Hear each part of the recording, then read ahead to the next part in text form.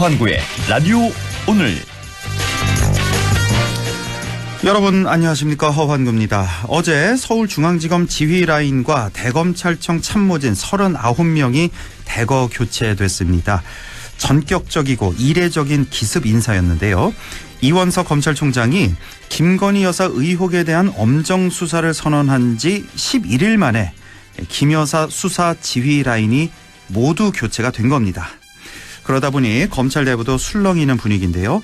과연 이원석 검찰총장이 오늘 어떤 반응을 보일지 궁금했는데요. 오늘 이 총장은 어제 검찰 인사가 있었는데 사전 조율 거친 게 맞냐는 기자들의 물음에 7초 정도 뜸을 들인 후 더 말씀드리지 않겠다며 입을 닫았습니다. 또 김건희 여사 의혹 수사에 대한 질문도 받았는데 이에 대해서는 인사는 인사고 수사는 수사라고 했습니다. 영부인을 향한 검찰의 수사, 과연 제대로 된 길을 갈 수 있을까요? 김건희 여사 수사 논란, 부끄러움은 왜 국민 몫일까요? 5월 14일 화요일 라디오 오늘, 광고 듣고 시작합니다. 락토핏 이렇게 새로워졌어? 건강하고 씩씩하게. 아이들도 락토핏. 혈당 케어 힘드시죠? 부모님도 락토핏 당케어. 우리 가족 장 건강엔 새로워진 락토핏. 우리 가족 맞춤 락토핏. 종근당 건강기능식품입니다. 당신은 아마 아직 모를 거야. 장기렌트 숨은 강자. 아마 믿지 못할 거야. 합리적인 이 가격을. 장기렌트의 숨은 강자 홈페이지에서 실시간으로 확인하세요. 아마존카. 안녕하세요, 남궁민입니다. 고객님들 덕분에 국민의 옷집 웰메이드가 50주년을 맞이했습니다. 웰메이드는 앞으로도 모든 순간을 고객님들과 함께하며 더 많은 사랑을 받을 수 있도록 노력하겠습니다. 모든 순간이 웰메이드이길. 웰메이드 50주년. 아기 낳고 펜스 타자. 타이어뱅크가 올해 아기 낳은 부모님께 타이어 50% 할인, 넷째 출산 부모님께 타이어 무료 증정, 전국민 타이어 3+1 할인 행사에 추첨을 통해 펜츠까지. 대한민국 물가 잡는 타이어뱅크에 방문하세요. 타이어 바꿀 때 타이어뱅크. 이벤트 기간 12월 31일까지. 자세한 내용 홈페이지 참조. 네, 라디오 오늘 화요일 순서 시작합니다. 1부 허승규의 청년생각 함께하고요. 2부 이슈 오늘에서는 내일 부처님 오신 날을 앞두고 의미를 새겨보겠습니다. 잠시 후 고운사 주지 등운 스님을 연결해 보겠습니다. 이어서 최요한의 시사 따라잡기 준비되어 있습니다. 라디오 오늘 유튜브로도 다시 들으실 수 있습니다. 많은 애청 바랍니다. 네, 청년의 눈으로 지역사회 이슈를 바라봅니다. 허승규의 청년생각, 안동 청년공감네트워크 허승규 대표 나와 있습니다. 어서 오십시오. 네, 반갑습니다. 네, 지난 시간에는 경북 지역 지방선거에서 무투표 당선 현황, 그리고 문제점, 그리고 지방선거제도 개혁의 필요성과 대안까지 살펴봤습니다. 자, 오늘은 어떤 주제 준비하셨나요? 네, 오늘 주제는 대한민국 헌법을 바꾸는 개헌입니다. 1987년 민주화 이후 대통령 직선제 도입을 담은 헌법이 개정되었는데 이로부터 37년이 흘렀고 40주년을 앞두고 있습니다. 네. 특히 올해 4월에 열린 22대 총선 이후 새롭게 시작되는 22대 국회와 또 윤석열 대통령 임기 후반부에 헌법 개정이 중요한 쟁점이 되리라 예상하는데요. 그런데 정말 많은 지역민 분들이 이 개헌이 좀 생소하죠. 네. 그래서 순교의 청년생각에서 지역민 여러분들과 개헌 이야기를 나눠보겠습니다. 네, 뭐 정치권에서는 뭐 툭하면 개헌 얘기가 많이 나오는데, 뭐 개헌이라는 거 헌법을 다시 고친다는 거 이 뜻은 뭐 누구나 다 아는데, 자, 과연 개헌 그 내용이 뭐냐? 속사정까지는 사실 저도 잘 모릅니다. 오늘 좀 잘 알아보겠습니다. 자, 먼저 개헌이란 단어 생소한 분들 위해서.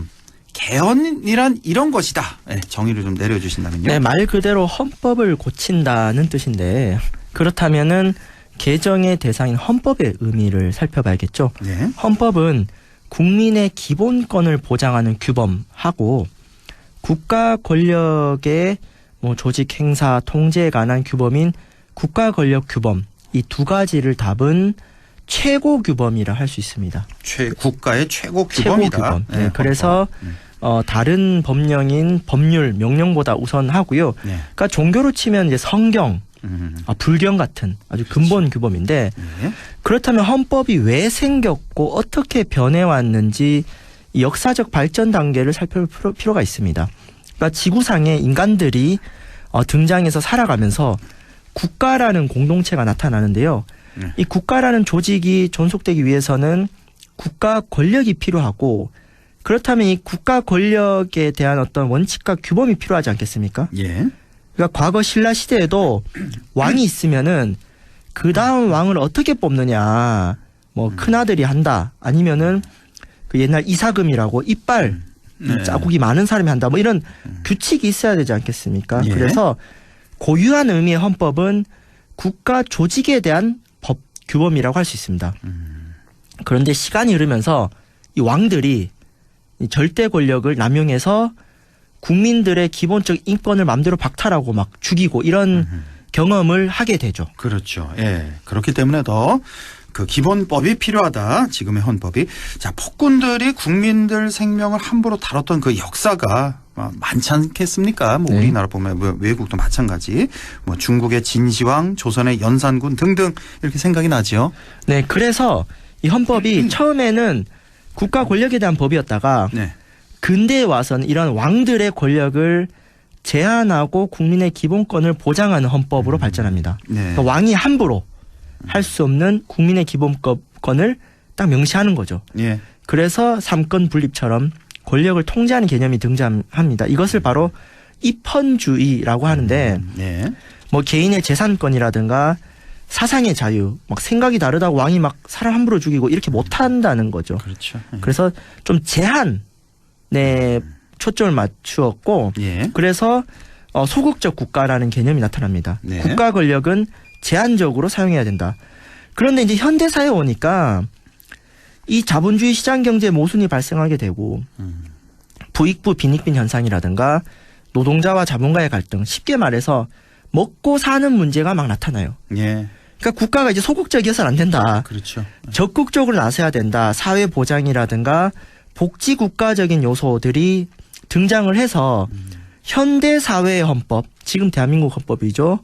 단순히 권력을 제한하는 규범만 있는 것이 아니라 국민의 생존권을 보장하고 사회 보장을 위해서 국가가 나서야 되고 경제에 대해서 국가가 개입해야 되고 이런 재난 상황이 생길 때 예. 국가가 예방해야 되고 구조해야 되는 이런 적극적인 국가의 원리가 헌법에 자리 잡게 됩니다. 그렇죠. 그래서 진보 진영은 대체로 이제 큰 국가, 큰 정부를 지향하고 보수 진영은 작은 국가, 작은 정부를 지향하는 그렇게 그런 모습이 나타나게 되는데 자, 그 쭉 말씀하신 거 정리하자면 원래 헌법은 국가 권력에 관한 규범이었는데 역사가 흐르면서 군주의 권력을 제한하고 국민의 기본권을 보장하는 규범으로 발전해 왔고 현대 사회에서는 조금 더 발전해서 자본주의 경제 모순을 개선하는 사회 보장과 복지 국가적인 그런 의미까지 담고 있다.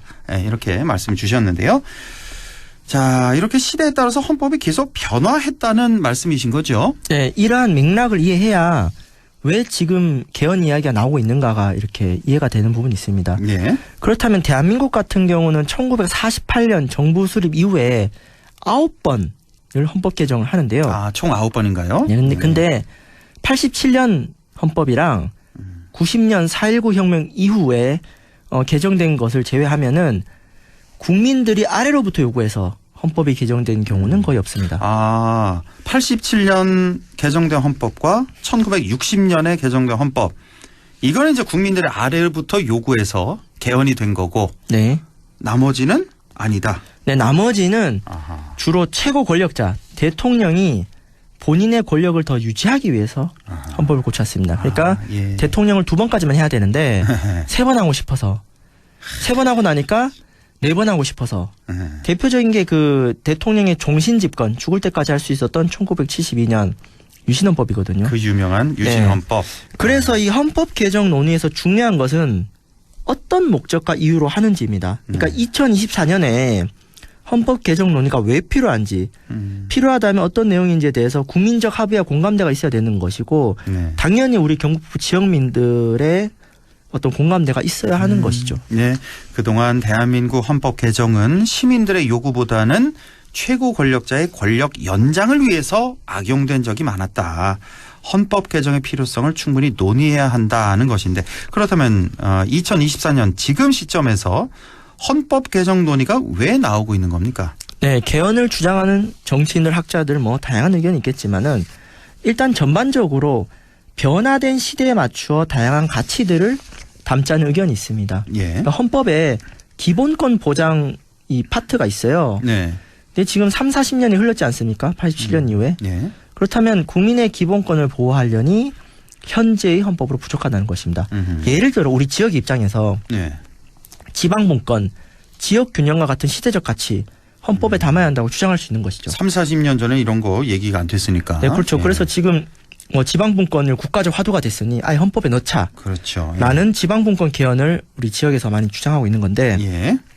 또 이와 한편 1987년에 제정된 5년 대통령 단임제를 개선하자는 권력구조 개편도 핵심적인 사안입니다. 이게 지금 정치권이 많이 이야기하는 건데요. 맞습니다. 예. 그 1960년대 대한민국 대통령은 4년 중임제가 있었어요. 네. 그리고 국민들이 직접 선출하는 직선제였습니다. 그런데 60년에는 예. 우리 국민이 뽑아준 대통령들이 자꾸 권력을 연장하기 위해서 꼼수 개헌을 해왔습니다. 그러다가 이제 72년부터는 직선제 자체가 폐지가 돼요. 유신헌법 때. 네, 예. 그게 이제 전두환 정권까지 갔다가 그래서 우리 국민들이 피와 땀을 흘려서 1987년에 대통령 직선제를 쟁취합니다. 그러니까 지금은 대통령을 직접 국민들이 뽑지 않습니까? 예. 그런데 직선제까지는 오케이. 근데 87년에 헌법이 5년 단임제를 만들었어요.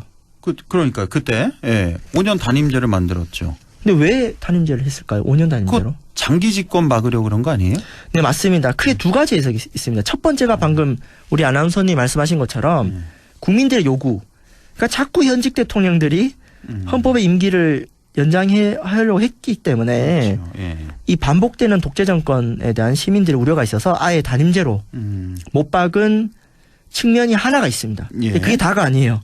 또 있어요? 네, 두 번째가 87년 당시에 이것을 결정할 수 있었던 주요 정치 지도자 4인방의 정치적 선택이었죠. 그러니까 이른바 1노 3김. 노태우, 김대중, 김영삼, 김종필이란 유력한 대통령 후보군들은 예. 5년 단임제를 해야 본인들도 한 번씩 순번이 돌아올 수 있어요. 당시 1노 3김의 나이가 50대, 60대였거든요. 근데 예. 만약에 4년 중임제를 했으면 한 사람당 만약 8년씩 했다고 하면 이제 두 사람이 하면 16년이거든요. 예, 그렇죠. 이러면 자기 순번이 안 돌아올 수 있다. 그래서 87년 당시에 주요 정치 지도자들의 정치적 합의 결과라고 보는 해석이 있습니다. 이것이 그래요? 실질적으로 이분들 영향력이 있었거든요. 예, 그렇죠. 그 때문에 시민들의 요구와 함께 주요 정치 지도자 입장에서도 5년 단임제가 나쁘지 않았다는 것이죠. 네. 그래요? 제가 이거 몰랐네요. 저는 단지 한 번만 하고 이제 끝내라. 예? 장기 집권 막으려고 그런 줄 알았더니 이 당시에 이제 1로 3김, 예. 이 3김 시대라 막 그랬잖아요. 이 사람들이 이제 한 번씩 하기 위해서 5년 단임제를 했다. 그 설득력 있네요. 그러니까 이 모든 정치적 결정이 한 가지 이유로만 형성되진 않아요. 예. 당연히 시대적 요구에다가 어쨌거나 그런 것을 결정할 수 있었던 주요 리더들의 정치적 선택이라는 변수를 빼놓고 해석할 수는 없거든요. 그래요. 그럼 만약에 당시 그 민주화 지도자였던 YS와 DJ가 예. 5년 단임제 결사 반대했으면은 협의가 안 됐겠죠. 안 됐겠죠. 예. 그럼 최소한 이 법이 만들어질 때 당시 그 군부 쪽에 있었던 노태우 쪽과 DJ YS 쪽에서 최소한의 교감이 없었으면 이게 되지 않았을 겁니다. 그렇군요. 그러면은 5년 단임제를 합의한 그 맥락에 있어서는 이 정치 지도자들 간의 어떤 합의의 결과라고 볼 수가 있는 것인데 이것만으로 해석해서는 안 되겠죠. 그렇죠. 당연히 그 시대적 요구와 시민들의 요구와 정치권 이해관계가 맞아 떨어졌기 때문에 이 5년 단임제가 나왔다라고 볼 수 있습니다. 무슨 말씀인지 알겠습니다. 예. 자, 그렇다면 현행 대통령 5년 단임제는 어떤 쟁점들이 있을까요? 네, 먼저 5년 단임제에서는 중장기적인 정책을 펼치기 어렵다. 임기가 짧다는 의견이 있습니다. 그러니까 네. 임기 3년차 들어가면은 권력 누수 현상, 레임덕이라고 하죠. 이게 발생해서 이제 국정 운영의 동력이 떨어지니까 미국처럼 4년 중임제 하면은 또 8년 정도 할 수 있지 않느냐라는 의견이 있고요. 예. 그다음에 중간 평가 기능이 가능하지 않겠냐. 물론 현재도 그 대통령 임기 중에 총선과 지방선거가 중간 평가 기능을 합니다만 아예 4년 중임제 해버리면은 대통령이 직접 중간 평가를 받는다는 것이 있고요. 그래서 미국처럼. 네, 미국처럼요. 이렇게. 그 지지가 많으면 8년 하는 것이고 그렇죠. 지지가 낮으면 4년 만에 교체된다. 근데 이러한 주장에 대한 반론도 있습니다. 어떤 반론이요? 실제로 88년 이후에 노태우, 김영삼 같은 정당이죠. 네. 김대중 노무현, 이명박 박근혜. 그래서 단임제였지만은 같은 정당 내에서 대통령을 계승했기 때문에 정책의 연속성이 어느 정도 보장되었기에 실제로는 중임제처럼 운영되지 않았냐. 다만 이제 문재인에서 윤석열로 넘어간 것은 이 5년 만에 다른 정당으로 정권 교체된 최초의 사례인데 그래서 현행 제도 안에서도 중임제 같은 효과가 전혀 없다고는 볼 수 없지 않느냐라는 반론도 있습니다. 그렇군요. 현행 대통령 5년 단임제를 4년 중임제로 바꾸는 쟁점에 대해서 말씀해 주셨고 또 다른 쟁점이 있을까요? 네, 바로 이제 제왕적 대통령제에 대한 비판으로 분권형 대통령제를 도입하자는 내용이 있습니다. 분권형 대통령제. 네, 그러니까 현재 대통령의 일부 권한을 국회와 나눔으로써 협치 구조를 좀 만들어보자. 예. 그래서 국무총리를 국회나 야당으로 추천을 선출하자. 이러면 이제 좀 뭐 여소야대 국면이라든가 좀 원활한 협치가 가능하지 않겠냐라는 그런 또 의견이 있고요. 예. 그 다음에는 또 대통령을 선출하는 선거제도 자체를 바꿔야 되지 않겠냐. 어떻게 해요? 지금 51대 49의 양극화 정치를 조작하는 방식이 아니라 결선 투표제 도입을 해서 다양한 정치 세력이 그 이런 단일화 정치가 아니라 공존하는 협치 구조를 만들어야 되지 않겠냐 이런 부분이 있는데 결선 투표제. 네, 제가 시간 관계상 분권형 대통령제와 결선 투표제에 관한 얘기는 좀 다음 시간에 다뤄보도록 하겠습니다. 예. 그리고 또 앞으로 중요한 것은요. 그렇다면 앞으로 개헌을 어떻게 해야 되는지 국민적인 공감대를 어떻게 만들어 가야 되는지 개헌 절차라는 게 있어요. 예. 개헌 절차에 관한 내용도 좀 다음에 나눠보도록 하겠습니다. 그래서 우리 국민들의 기본권이 담긴 헌법을 개정하는 문제가 소수의 정치권에서만 다루어지지 않도록 또 더 많은 국민들이 함께할 수 있도록 좀 허순교의 청년 생각에서 이제 함께 다뤄보도록 하겠습니다. 예, 오늘 아주 내용이 좋았습니다. 이거 학교 다닐 때 좀 배웠던 게 가물가물했는데 오늘 다시 한번 상기할 수 있는 좋은 시간이었습니다. 자, 오늘 이렇게 개헌을 주제로 허순교의 청년 생각에서 좀 다뤄봤는데 국민의 기본권을 보장하는 규범이자 국가 권력의 조직, 행사 방법, 통제에 관한 규범인 국가 권력 규범 등을 담은 국가의 최고 규범이다. 헌법. 이 헌법을 바꾸는 일이 어떤 의미가 있는지 살펴봤습니다. 자, 다음 시간에는 개헌의 절차에 대해서 또 더 많은 얘기 나눠보겠습니다. 자, 안동 청년 공감 네트워크 허순교 대표와 함께했습니다. 고맙습니다. 네, 감사합니다. 네, 라디오 오늘 2부에서 뵙겠습니다.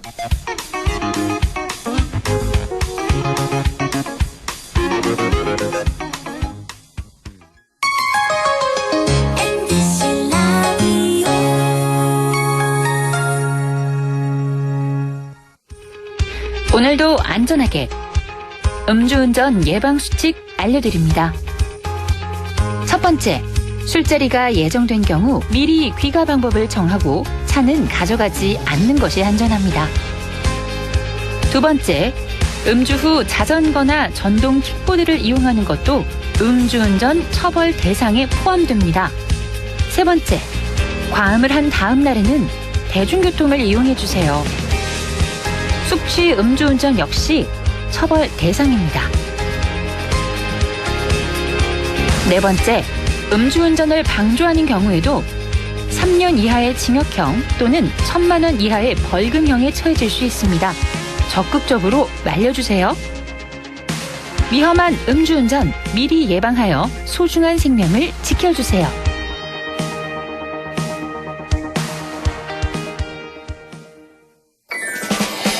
나 정상훈. 밀고 당기는 밀당의 고수지만 버스 등받이는 당겨 앉는 반전 매력. 운동하며 흘린 땀을 사랑하지만 헬스기구에 묻은 땀은 꼭 닦아주는 반전 매력. 연기할 땐 거침없이 선을 넘지만 주차할 땐 절대 선을 넘지 않는 반전 매력. 이런 게 바로 지킬 건 꼭 지키는 반전 매너. 나부터 더 매너 있게, 서로에게 더 매력 있게. 공공장소 매너 함께 지켜주실 거죠? 공익광고협의회.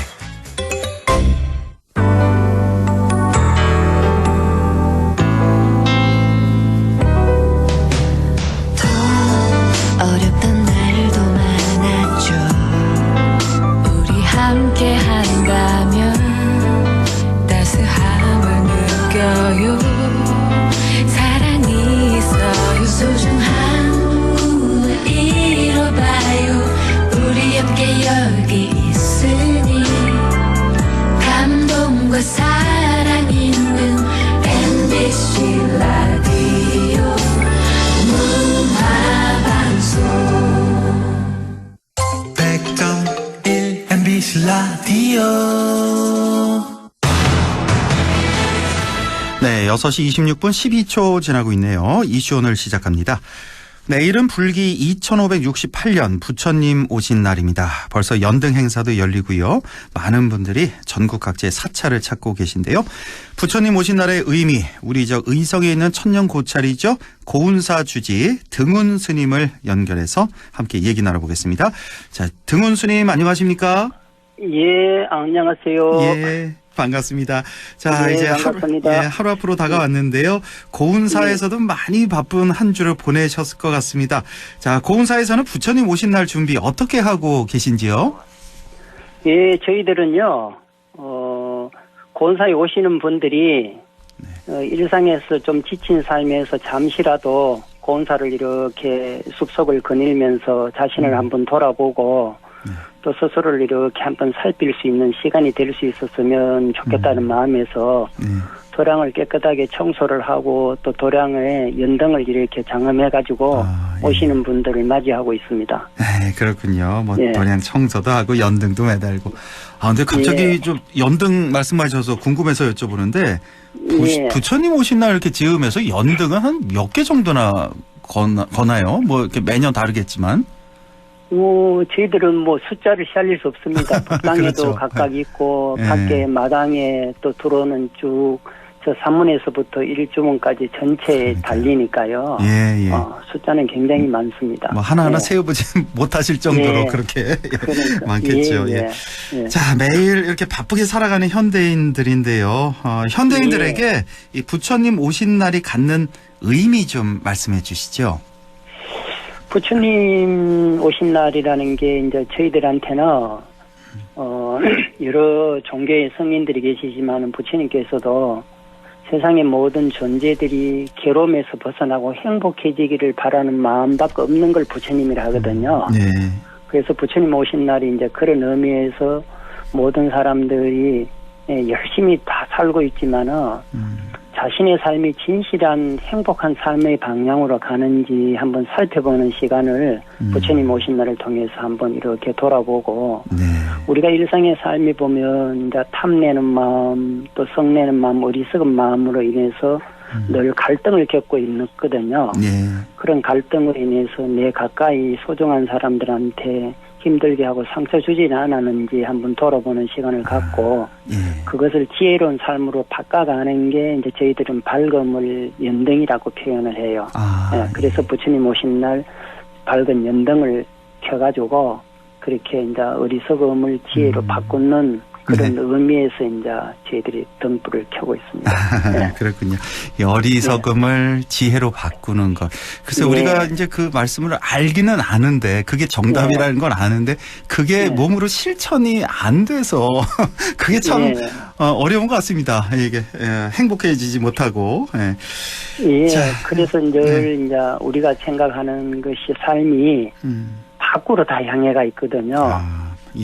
재물을 많이 가지면 명예를 가지면 성적인 욕망이나 또 맛있는 음식을 찾아다니면 또 수면에 있는 오욕망이 우리 삶을 행복하게 한다고 믿고 그쪽으로 다 마음이 바깥으로 향해 있는데 부처님께서는 그걸 필요 없는 것이 아니라 필요하지만은 그걸 필요로 구하는 자기 자신을 잘 살펴야 분수에 넘치지 않게 우리가 이제 가질 수 있잖아요. 네.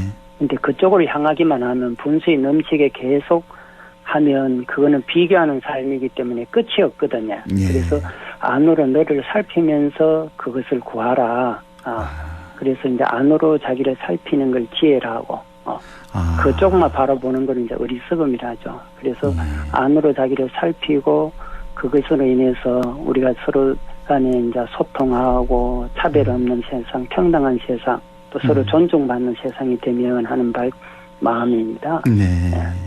내 마음속에 있는 오욕을 다 없애라. 그러니까 안으로 자기를 살피는 것, 이게 지혜다라는 말씀이시군요. 예.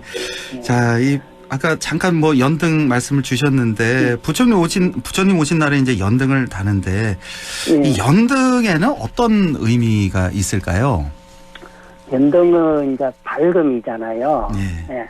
우리가 깜깜한 어두운 밤길을 가면 구렁텅이라든가 뭐 다른 장애물이 있어서 넘어질 수 있잖아요. 네. 그래서 등불을 밝히고 가면 그 장애를 잘 이렇게 극복해서 넘어갈 수 있는 것처럼 우리가 세상을 살아가는데 그 밝음을 지혜라고 합니다. 그 지혜로서 세상을 잘 그런 장애 없이 살 수 있게 하는 의미에서 저희들이 그 지혜를 연등이란 불로 표현해서 우리가 세상 살아가는데 여러 가지 그런 장애를 다 극복하고 행복하게 살아라는 뜻에서.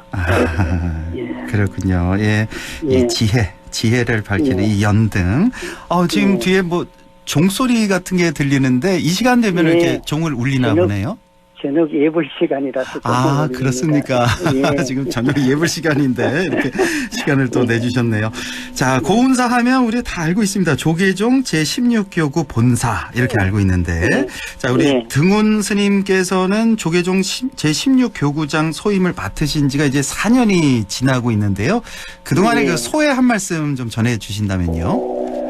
예, 제가 이제 권사 주지로서 이제 교구장으로서 이제 4년이 돼 가는데, 제가 살고 있는 권사는 이제 신라 시대 때 의상스님께서 창건하신 이래 한 1300년 세월 동안 수많은 큰 스승들이 간절하게 수행한 곳이거든요. 네.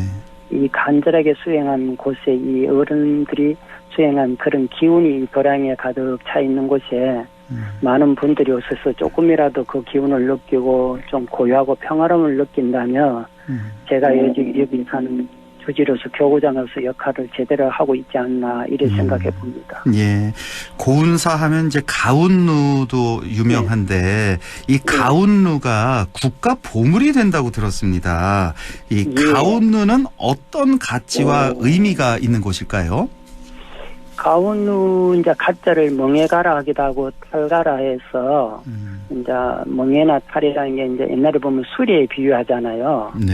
그러고 또 이제 오른다는 이제 구름 위로 오른다는 거거든요. 구름을 탄다는 게. 그래서 불교에서는 구름을 번뇌로 이야기해요. 번뇌로 구름을. 그러니까 번뇌 위로 오른다, 깨달음을 이야기하는 거죠. 예. 그런데 이 가운누는 이제 신라 시대 때 고은 최치원 선생이 이 세상을 개혁하고자 했지만은 당신이 육두품 출신이라서 진골 송골의 이 등살에 이제 어떤 정치의 뜻을 펴지 못하고 전국으로 이렇게 이제 유랑 다닐 때 고은사에 오셔가지고 여기 있는 스님들하고 잘 소통하면서 같이 지은 건물이 이 가운누하고 이제 우아루라는 건물이에요. 그래서 이 건물 자체가 또 좀 독특한 게 계곡을 사이에 두고 이쪽 저쪽으로 건너가는 것으로 되어 있거든요. 그래서 어떻게 보면 이제 소통하는 의미에서의 이 건물이고, 그다음에 또 임진왜란 때 이제 성병들이 머물던 또 그런 소중한 장소로도 또 사용됐던 곳입니다. 그렇군요. 예. 자, 이 국가 보물이 된다는 가운누가 그 소식 축하의 말씀 좀 전해드리겠고요. 고운사 하면 가운누 말고도 이미 보물로 지정된 곳도 있고 또 그 밖에 여러 문화유산을 또 보유하고 있죠. 예, 저희들은 이제 그 약사전에 있는 약사열의 부처님이 도성고사께서 이제 조성한 부처님인데 보물 246호로 굉장히 이제 통일신라 시대 때 양식을 잘 표현한 아주 귀한 부처님이에요. 예. 네. 그러고 또 저희들은 여기 이제 연수전이라 해가지고 예. 네.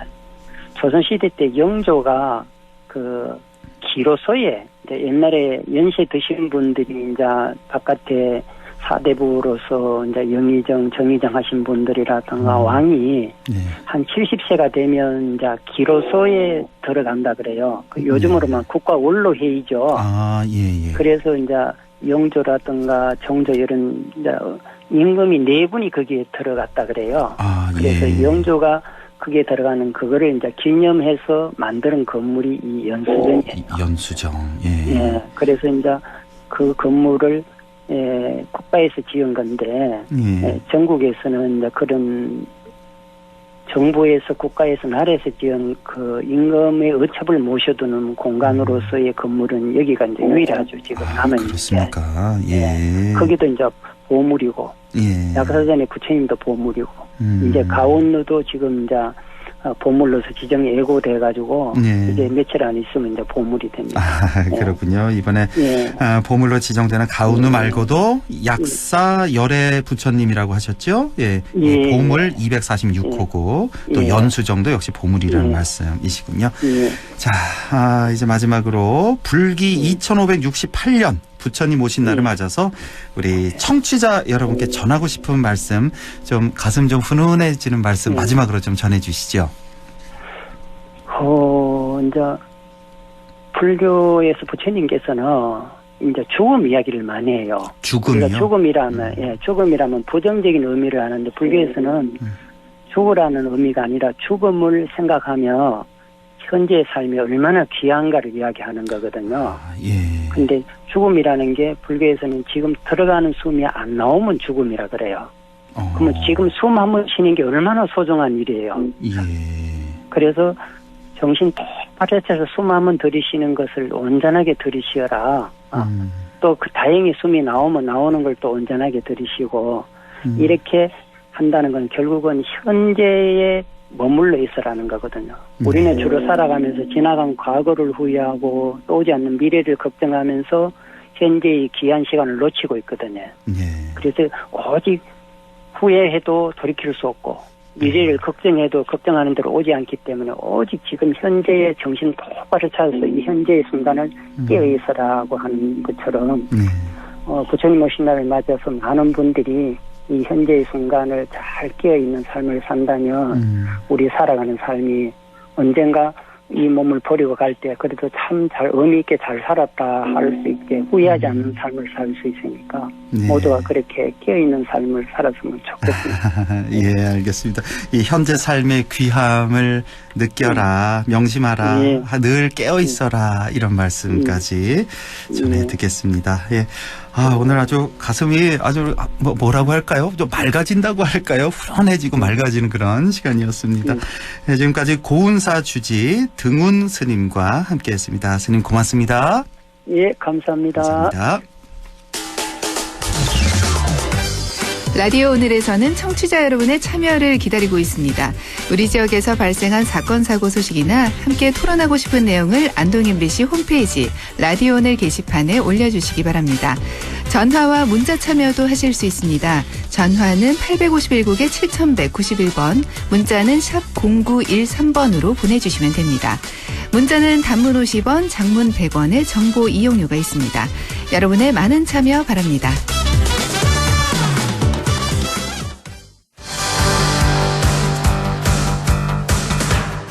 네, 최요한의 시사 따라잡기 시작합니다. 오늘은 파리올림픽 얘기 해보겠습니다. 최요한 시사평론가 연결돼 있습니다. 안녕하십니까? 예, 반갑습니다. 최요한입니다. 네, 자, 파리올림픽이 이제 한 2달 남은 거죠? 예. 얼마 안 남았네요. 얼마 안 남았어요. 예. 이게 이제 파리올림픽 100년 만에 이제 다시 열리는 올림픽이다 보니까 경기장마저 특별하다고요. 그러니까요. 1924년에 파리올림픽이 있었으니까 100년 만에 열리는 거 맞습니다. 네. 근데 프랑스에는 워낙 문화유산들이 많잖아요. 네. 예, 수많은 문화유산이 있다 보니까 자부심이 대단하죠. 마크롱 프랑스 대통령은 2024년 프랑스 자부심의 해가 될 것이다. 굉장한 자신감을 나타냈어요. 지금 파리 올림픽 경기장이 예를 들어서 베르사유 궁전에서는 승마와 근대 5종 경기장이 설치되었다라고 하고요. 나폴레옹 묘역이 있는 앵발리드 잔디크 공원에서는 양궁 경기가 열린다고 합니다. 또 프랑스 명물 에펠탑 아래서는 비치발리볼 경기가 열리도록 경기장을 새로 만들어 진행한다고 하거든요. 그렇습니까? 그러니까 이제 전 세계에 중계되면 이제 그 에펠탑도 같이 이렇게 보이는 거예요. 올림픽과 패럴림픽, 그러니까 장애올림픽 기간 동안 전 세계에서 이 파리 올림픽을 관람하려고 방문하는 관광객이 1,600만 명 이상일 것이다. 이렇게 예상을 하고 있다고 합니다. 그렇군요. 자, 그런데 이 문제는 이 파리 올림픽 7월 26일인가요? 그때 열리는 걸로 알고 있는데 지금 이제 얼마 남지 않았는데 지금 총체적 난국이라는 소식입니다. 이걸 좀 알아보겠는데 뭐 테러 위험도 있고 뭐 노동자 파업도 있고 그래서 상당히 우려도 많이 있다라는 소식이 있는데 좀 더 자세히 설명해 주신다면요. 테러 위험부터 좀 정리를 해볼게요. 예. 그러니까 외신에서 계속 테러 항목에 직면했다 이런 보도가 나오는 겁니다. 자, 128년 근대 올림픽 사상 최초로 파리 올림픽은 7월 26일 개막식을 경기장 밖에서 열리는 센강 개막식을 열린다고 해요. 그러니까 우리는 보통 세느강이라고 표현하는데요. 이게 미지수라는 거예요. 당초 파리올림픽 조직위원회는 전 세계에서 모인 수천 명의 선수들을 94척의 배에 태워서 양쪽으로 약 30만 명의 세느강을 바라보는 관중 앞에서 배를 행진시키려고 했어요. 그 외에 보안과 이 미디어 관계자들을 위한 87척의 배도 같이 동행하는 거. 장관이겠죠. 장관이죠, 정말. 생각만 해도. 그런데 지난 3월 달에 이슬람 극단주의 무장 세력인 이슬람 국가가 러시아 모스크바 공연장에서 막 총격하고 방화 테러하고 있었지 않습니까? 예, 기억납니다. 예. 실제로 IS를 추종하는 한 10대 선원이 올림픽 때 자폭 테러 감행했다. 이걸 SNS에 올리는 바람에 난리가 났었습니다. 3월 말에 기소를 했다라고 합니다. 그래서 프랑스 정부는 최고 수준의 테러 경보를 발령하고 군 경찰 병력은 물론이고 민간 보안업체까지 동원하고 있지만 올림픽 사상 최초로 경기장 밖에서 열리는 이 세느강 개막식이 무리다 이런 지적이 잇따르고 있다고 합니다. 야, 정말 생각만 해도 장관일 것 같은데 최초로 이제 센강에서 개막식을 열려고 했는데 이게 좀 여의치 않다 테러 때문에. 자, 근데 좀 보안에 좀 취약한 모양이죠, 이게. 그러니까요. 그러니까 개막식 행렬이 그러니까 동쪽에서부터 서쪽까지 쫙 6km의 센강 경로를 따라서 쫙 지나가는 거예요. 배를 타고. 한 180여 척 정도 되니까 총. 그렇죠. 장관이겠죠. 그런데 이 배를 타고 지나간 센강 양쪽으로 루브르 박물관, 에펠탑 등등 수백 개의 건물이 지나간다는 겁니다. 그렇겠죠. 그러면 100개가 넘는 이 세느강 지나가는 이 개막식의 출입구, 다양한 지붕, 창문, 지하엔 또 하수구와 터널들이 미로처럼 얽혀 있다 보니까 아니 뭐 이게 저격수가 어디 딱 숨어가지고 저기 쏘면 난리가 나는 거거든요. 이게. 그렇네요. 생각해 보니까. 그러니까 관계자들이 모든 위험을 제거할 수 없고 매우 길고 복잡한 보안 작전이 필요하다. 뭐 7월 26일부터 8월 11일까지 경찰 3만 5천 명, 군인 18,000명, 민간 보안 요원 2만 2천 명 투입해야 된다라고 하면서 여기에 또 수천 명의 보안 인력이 절대적으로 필요하다. 뭐 이렇게 얘기하고 있는데 이미 파리 올림픽 보안 관계자들은 이거 준비하는 거 지금 이미 지쳤다. 이거 어렵다라고 막 제출했는데 프랑스 정부가 테러 경고와 조언을 무시했다. 뭐 이렇게 얘기합니다. 결국 마크롱 대통령은 이 세느강 개막식을 포기할 수도 있다. 뭐 이 의사를 밝혔대요. 다만 테러 위협이 명확하고 임박한 경우에만 개막식 계획을 변경할 수 있다. 이렇게 강조하고 있는 거 보니까 아직도 이 상황을 어떻게 해야 할 것인지 정리를 안 한 거예요. 이야, 최초의 야외 개막식이 열릴 수 있을지 이것도 참 관심이 많이 가고. 자, 그리고 또 하나가 이제 프랑스의 뭐 공공부문 노조 파업 뭐 이런 게 예고돼 있다고요? 프랑스에서 파업하고 시위하면 유명하지 않습니까? 네, 뭐 프랑스 혁명의 나라니까요. 그러니까요. 이 공공부문 노조가 이 올림픽 기간 동안 그러니까 병원, 대중교통, 박물관에서 근무하는 노동자들이 여름 휴가 못 가니까 여기에 대해서 추가 보상이 이루어지지 않으면 이 기간에 파업하겠다 경고까지 했습니다. 그래요. 특히 쓰레기 수거업체 노조가 이때 파업하겠다고 얘기했는데 월 400유로 우리 돈으로 60만 원 정도의 추가 임금. 우리 280만 원 보너스 받아야 된다고 요구했는데 쓰레기 수거업체 노조가 작년에 연금 개혁에 반대해서 3주간 파업했거든요. 그래요? 그때 프랑스 파리가 1만 톤 이상의 쓰레기가 쌓여서 쥐와 바퀴벌레로 난리였거든요. 그게 다시 재현될 수 있다. 외신들이 계속 보도하고 있네요. 전 세계에서 손님들이 이렇게 몰려드는데 정말 쓰레기 수거업체 파업하면은 뭐 도시 전체가 말이 아닐 것 같습니다. 자, 우리가 프랑스 파리 하면 이제 흔히들 낭만의 도시라고 부르는데 실제로는 뭐 위생적인 측면에서 문제가 많다고요? 이건 무슨 말입니까? 세느강 제가 계속 말씀드렸는데 여기서 이제 그 철인 3종 경기의 수영 종목이 열리고요. 수영 마라톤이라고 불리는 오픈 워터 스위밍이 여기서 열립니다. 그런데 세느강이 깨끗하지가 않아요. 이거 황갈색 물이래요. 대장균과 장구균 등이 기준을 초과한 수질의 위험 수준이라고 합니다. 이거 그럼 어떻게 해요, 이 선수들 여기서 수영하다가? 지난 100년 동안 사람이 들어가지 않았대요. 그래서 여기서 수영하면 구토하고 복통, 두통 막 시달릴 수 있다고 하는데 그래서 지금 막 폐수 가두는 거대한 수조까지 막 만들고 했지만 언제 정작 깨끗해질지 모른다 이런 얘기가 나오고 있거든요. 그러니까 마크롱 대통령이 뭐라고 얘기했냐면 세느강 깨끗하게 지금 노력하고 있으니까 세느강 깨끗해졌다는 걸 보여주기 위해서 나 대통령 마크롱 직접 세느강에서 수영하겠다 이렇게 약속을 했거든요. 그런데 언제 수영할 것인지 아직도 미지수라고 합니다. 그 세느강이 이렇게 더럽군요. 그러니까 우리 저 한강 이런 건 아주 깨끗한 물이군요. 아주 깨끗한 거죠. 그 정도입니까?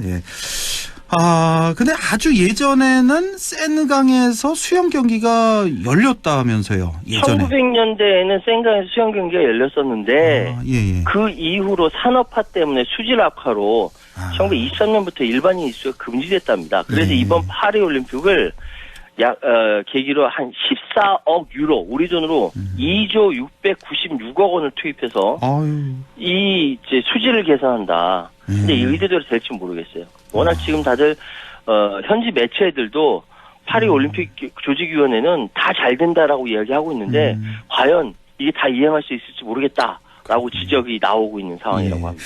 아까 그 공공부문 노조 파업 소식 전해주셨는데 이거 말고도 또 뭐 연일 파리에서는 지금 시위가 벌어지고 있다면서요? 또 어떤 게 있습니까? 그러니까 뭐 문제가 막 얽히고 설키는 거예요. 이번에는 프랑스 우리나라랑 좀 다릅니다. 프랑스 경찰 노조가 주최를 해서 경찰들의 노동 조건 개선을 요구하는 이례적인 경찰들의 시위도 있었습니다. 여기 경찰 노조가 있어요? 프랑스에? 예, 경찰 노조가 있어요. 그렇군요.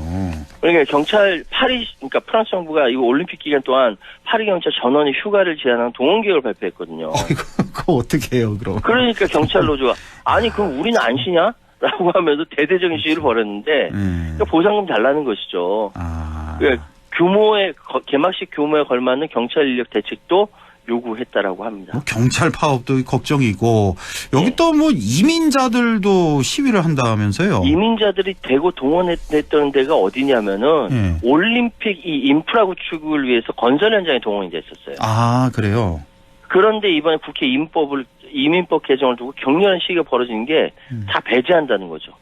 언제는 올림픽 경기장 짓는다고 막 불러들이냐 이제는 뭐 정부 체류 조건 증빙 못하면 나가라고 하면서 지금 시위가 날리고요. 또 파리시를 둘러싸고 외곽순환 도로가 있거든요. 외곽순환 도로인데 여기 가끔 이 외곽순환 도로에서 경적, 교통체증으로 난리랍니다. 왜냐하면은 여기 민간운송 차량 기사들이 VTC라고 합니다.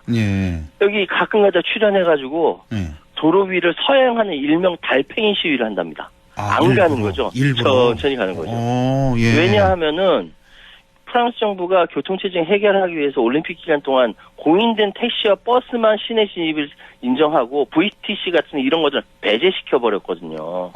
그러니까 열받은 이 VTC 운전자들이 우리는 또 왜 명백한 차별이냐라고 하면서 외곽 시외 이 도로를 갑자기 나타나서 이제 천천히 달팽이 시위를 벌이는 거죠. 도로가 대혼란이고 난리납니다. VTC, 그러니까 민간 운송 노동자들 예. 여기를 왜 배제시키느냐, 왜 시내로 못 들어오게 하느냐, 여기에 대해서 이렇게 또 시위도 벌이고 있고, 그리고 또 하나가 노숙자 문제도 있다면서요. 옛날에 우리나라 88 올림픽 바로 직전에요. 예. 서울시에 있는 노숙자들 싹 떠가지고 닭장차에 실어가지고 외부에 갖다 버린 사건 아십니까? 아니요, 몰라요. 있었거든요. 그런 일이 있었어요? 예. 그럼 똑같아요. 지금 프랑스 경찰들이 노숙자들 다른 도시로 이송하려는 계획을 세웠는데 영상이 잡혔는데 폭력을 사용하고요. 아이고. 노숙자한테. 비도덕적인 막 후춧가루 스프레이 같은 거 막 뿌리고 여론에 엄청 안 좋았거든요. 근데 파리 올림픽의 가치가 모두 함께 소외된 사람을 위한 배려를 발휘하자 이러고 있거든요. 예. 그러면서 노숙자들한테 이렇게 대하는 거예요. 그러니까 엄청 비판받고 난리도 아니랍니다. 참 골치 아프겠네요. 이게 정말 뭐 한두 가지가 아닌데. 네. 또 하나가 지금 이제 파리 시민들이 있잖아요. 파리 시민들이 올림픽 기간에 파리를 떠나겠다. 올림픽 피신을 떠나겠다는 사람도 많다면서요. 그러니까 이게 굉장히 아이러니한 거죠. 올림픽 영광스러운 행사이긴 한데 예. 우리 파리 시민한테는 별로 이렇게 이익이 되지 않아라고 얘기하는 겁니다. 그 파리 거주민이라고 하더라도 그 경기장 주변에 지나가기 위해서는 사전에 등록한 QR코드를 제시해야만 지나갈 수 있다라는 거예요. 그리고 이미 물가도 엄청 올랐답니다. 그래서 올림픽 즐길 여력이 안 된다. 그래서 차라리 파리 올림픽 기간 동안 우리는 파리를 떠난다. 딱 이렇게 되니까 왜냐하면 또 이게 물가가 올라가니까 이 잽싼 사람들은 그럼 나는 파리 올림픽 기간 떠나면서 집을 이 올림픽 기간 때 임대해주겠다. 임대료 최대 4배까지 올랐다고 하거든요. 4배까지? 호텔이나 이런데. 예. 그러니까 막 이런 보도도 나오고 이 눈치 빠른 사람은 돈벌이 한답니다. 그러니까 프랑스인 52%가 올림픽 기간 동안 파리를 떠나는 거 고려한다라고 하고요. 또 44%가 올림픽이 나랑 무슨 상관이냐 그러면서 부정적인 인식을 가지고 있다라고. 그렇군요. 차라리 파리를 떠나서 그 기간 동안 한 2주 동안에 차라리 임대료를 받겠다. 해외 여행객들로부터. 예. 자, 이런 소식까지 뭐 참 여러 가지 문제점이 많군요. 이렇게 해서 말도 많고 탈도 많은 파리 올림픽 이모저모 알아봤습니다. 지금까지 최요한 시사평론가와 함께했습니다. 고맙습니다. 예, 감사합니다.